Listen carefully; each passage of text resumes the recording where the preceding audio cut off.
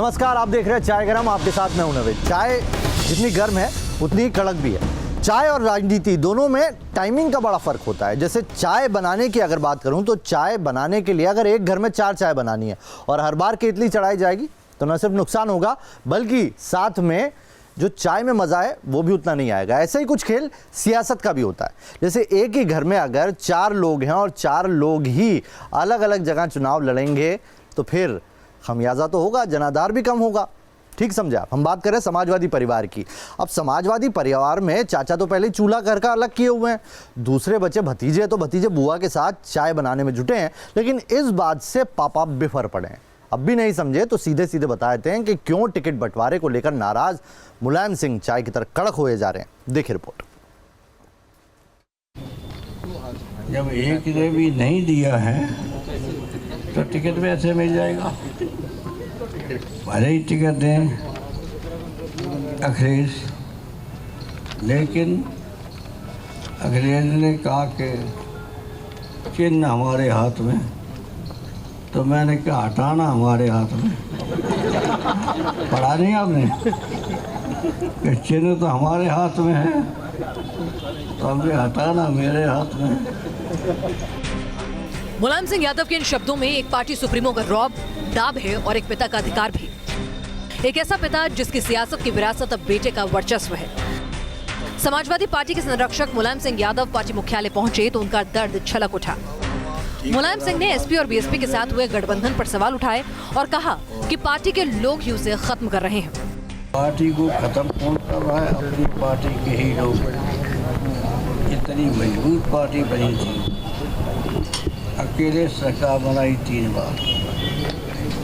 बार अकेले सरकार बनाई और 3 बार हम मुख्यमंत्री रहे और रक्षा मंत्री हो करके भी हमें पार्टी को।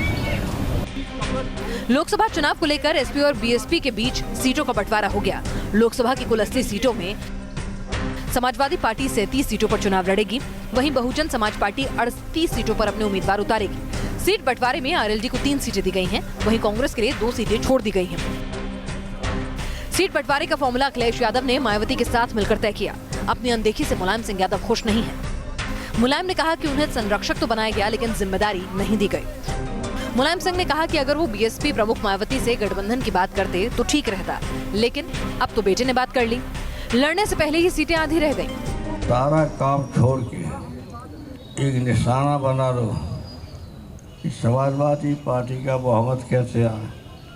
समाजवादी पार्टी के लोकसभा के मेंबर ज़्यादा कैसे जीते। जहां मुख्यमंत्री थे तो 80 सीटों में 39 जीते थे।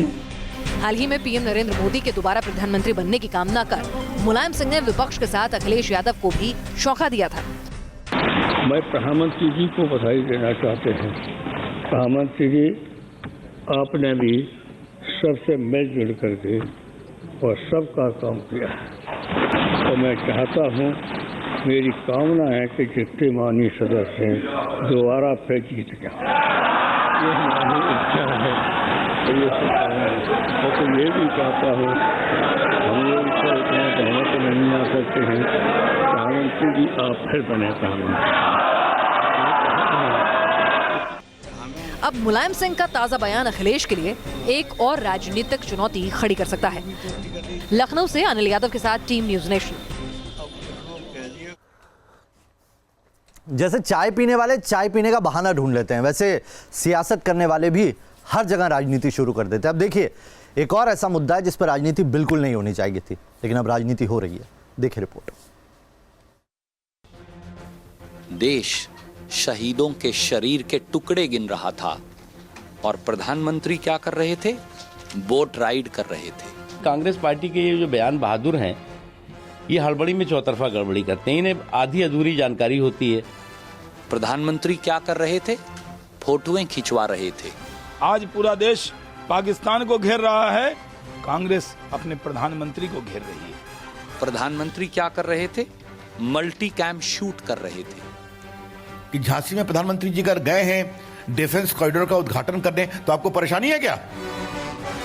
पुलवामा हमले के शहीदों की चिता की राख अभी ठंडी भी नहीं हुई कि देश में शहादत पर सियासत का एक नया दौर शुरू हो गया है। कांग्रेस ने सीधे सीधे बीजेपी को घेरते हुए पीएम मोदी पर अटैक करना शुरू कर दिया। सवाल संवेदनहीनता का नहीं, सवाल शर्मनाक तरीके से अपनी जिम्मेवारी छोड़कर फिल्म स्टार बन जाने का है।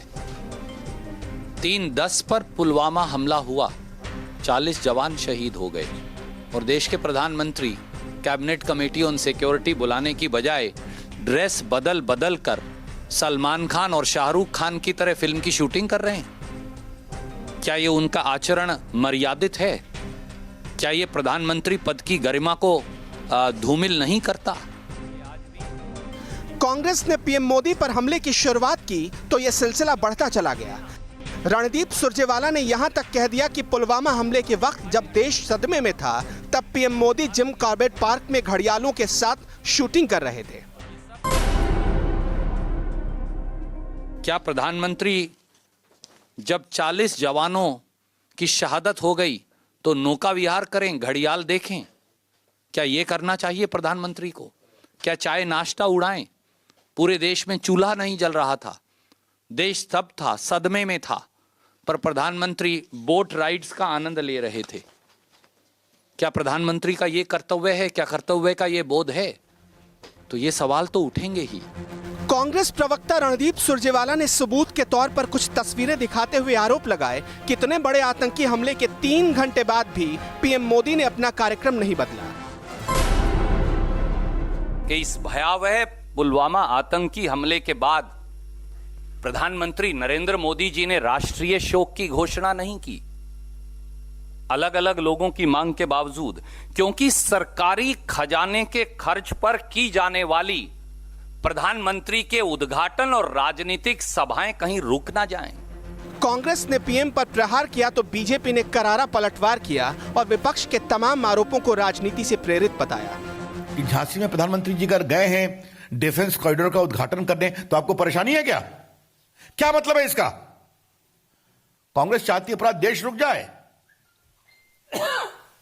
तो कांग्रेस पार्टी इसका जवाब में हम साफ कहेंगे, आतंकवादी कुछ भी कर ले, नरेंद्र मोदी की अगुवाई में देश न झुकेगा न रुकेगा। यह जवाब है हमारा। बीजेपी की ओर से कई दिग्गज नेताओं ने न सिर्फ कांग्रेस के आरोपों पर जवाब दिया बल्कि कांग्रेस को ही सवालों के कटघरे में खड़ा करते हुए उसे अतीत की याद दिला दी। करगिल में पाकिस्तान के आतंकवादियों के घुस घुस करके मार रहे थे, उनका सफाया कर रहे थे, तो कांग्रेस क्या कर रही थी उस वक्त? कांग्रेस की जो सबसे बड़ी नेता है वो क्या कर रही थी आपको मालूम है? वो अटल बिहारी वाजपेयी जी को कफन चोर कह रही थी। देश को गुमराह करने का षड्यंत्र और साजिश कर रही थी। उसी विरासत को जिस विरासत को कांग्रेस की उस समय की जो प्रेसिडेंट है उन्होंने चलाया, उसी को आगे ये बढ़ा रहे हैं। आम चुनाव की घड़ी करीब आ गई है। इस चुनाव में पुलवामा एक मुद्दा बनकर उभरेगा, इसकी पूरी संभावना नजर आ रही है। राजनेता चाहे किसी भी पार्टी के हों, वो वोट हासिल करने के लिए तमाम दांवपेच आजमाते हैं, लेकिन बेहतर होगा कि सत्ता पक्ष और विपक्ष दोनों शहादत को लेकर किसी तरह की पॉलिटिक्स ना करें। Team News nation. अब ये राजधर्म का पाठ है या राजनीति की जरूरत, ये तो कांग्रेस ही जाने, लेकिन हाँ, बीजेपी ने भी पलटवार किया है। आइए सुनाते हैं आपको अमित शाह ने क्या कहा। कांग्रेस ने एक दुखद घटना का भी राजनीतिकरण करा है। कांग्रेस ने जिस दिन घटना हुई उसी दिन प्रधानमंत्री जी कोई कार्यक्रम में थे, इसका मुद्दा बनाया। मैं कांग्रेस पार्टी के लोगों को कहना चाहता हूं, आप जितना आरोप लगाना है लगा दो। देश के प्रधानमंत्री 24 घंटे में से 18 घंटे काम करने वाले व्यक्ति है। उनकी देश की सुरक्षा के प्रति प्रतिबद्धता पर आपके आरोपों का देश की जनता पर कोई असर नहीं होने वाला है। चाय ठंडी हो उससे पहले खबर और ले लेते हैं, और खबर है किस तरीके से अब सरकार अलगाववादियों की चाय फीकी करने पर तुली हुई है। ये वही अलगाववादी हैं जो खाते भारत का है, चाय पीते भारत की हैं लेकिन गाते पाकिस्तान का है। और इसीलिए अब पुलवामा में शहीदों की शहादत का बदला लेने के लिए सरकार चौकस हो गई है और बिल्कुल कड़े कदम उठा रही है। और इसी के तहत उन्होंने 15 अलगाववादी नेताओं की जहां सुरक्षा हटा ली है, वहीं 151 नेताओं को सुरक्षा को भी रिव्यू किया जा रहा है। यासीन मलिक, सलीम गिलानी, मौलवी अब्बास अंसारी, शाहिदुल इस्लाम, नईम अहमद खान, ये कुछ नाम हैं जो कई साल से कश्मीर में रहकर हिंदुस्तान का खाकर पाकिस्तान का गुण गाते रहे हैं, जिन्होंने सियासत को हथियार बनाते हुए हिंदुस्तानी सरकार से सारी सुविधाएं ली मगर हमेशा देश के दुश्मनों की मदद करते रहे। मगर पुलवामा हमले के बाद देश के भीतर बैठे इन दुश्मनों को सरकार ने सबक सिखाने का फैसला कर लिया और घाटी में बैठे इन अलगाववादी नेताओं पर करारा आघात किया। हिंदुस्तानी सुरक्षा बलों की हिफाजत में रहकर हिंदुस्तान के खिलाफ आवाज उठाने वाले इन हुर्रियत नेताओं को अब सरकार की तरफ से कोई सुरक्षा नहीं मिलेगी। जम्मू कश्मीर में अलगाववादियों के पर कतरने के लिए सरकार ने जो आदेश जारी किए हैं, उसके तहत 18 हुर्रियत नेताओं की सुरक्षा हटाई गई। एसएस गिलानी की सुरक्षा भी वापस ली गई। 155 नेताओं की सुरक्षा को भी रिव्यू किया गया है। 17 फरवरी को 4 हुर्रियत नेताओं की सुरक्षा हटाई गई थी। अब तक 22 अलगाववादी नेताओं की सुरक्षा हटाई गई। अलगाववादियों पर सरकार के सख्त तेवर के बाद इनकी सुरक्षा में लगी करीब 100 गाड़ियां और 1000 पुलिसकर्मियों को आम लोगों की सुरक्षा में लगाया जा सकेगा। किस हालात में किन सरकारों ने इन लोगों को सिक्योरिटी दी, लेकिन ये लोग एंटी नेशनल काम करते रहे, तो इस सारे माहौल में एक बड़ा ऐसा निर्णय है जिसको स्वागत किया जाना चाहिए। हम स्वागत करते हैं। कुल मिलाकर के 1000 सैनिक या हमारे जवान जो इनकी सुरक्षा में लगे थे, 100 गाड़ियाँ इनकी सुरक्षा में लगी थी और उसी के आड़ में ये गलत काम करते थे और एंटी नेशनल जो बातें करते थे। मुझे लगता है बहुत ही अच्छा निर्णय है। दरअसल पुलवामा हमले के बाद से ही जम्मू कश्मीर के अलगाववादियों पर कड़ी कार्रवाई की मांग उठने लगी थी, जिसके बाद सरकार ने हुर्रियत नेताओं पर यह एक्शन लेकर अपनी मंशा साफ कर दी है कि किसी भी हाल में वादी में जहर बोने वालों को बख्शा नहीं जाएगा। Team News Nation. इन 18 हुर्रियत नेताओं की सुरक्षा बहुत पहले ही वापस ले ली जाएगी थी और यही पूरे देश से मांग भी उठ रही थी और अब सरकार ने देरी सही लेकिन बहुत महत्वपूर्ण कदम उठाया है। 155 ऐसे नेता हैं जिनकी सुरक्षा को रिव्यू किया जा रहा है और जल्द ही उनके साथ भी यही कार्रवाई होगी। तो चाय गरम में अभी के लिए इतना है। कल ठीक इसी वक्त इसी जगह पर आपसे फिर मुलाकात करेंगे। बने रहेगी न्यूज़ नेशन के साथ। यहाँ खबरों का सिलसिला कभी नहीं।